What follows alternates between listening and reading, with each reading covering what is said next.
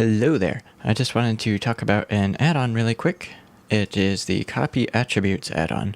So if you head over to the Edit menu and click Preferences, Add-ons, look up Copy Attributes. It's a great add-on.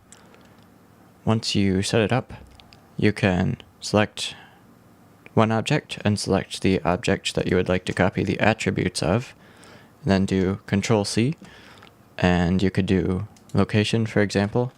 Now it's there. And then you could do rotation, and when you got that set up, look at that. It's perfect. It's all lined up and everything. And then you can just hop over to the local transform orientation and start moving it around. So yeah, that's all. It's a pretty simple way to work, and it actually helps quite a bit. If you try and do that all by yourself without the add-on, you obviously get all sorts of problems. And you can eventually do it, but it's much faster this way, is basically what I'm trying to say. Alright, so yeah, that's it. Cheers!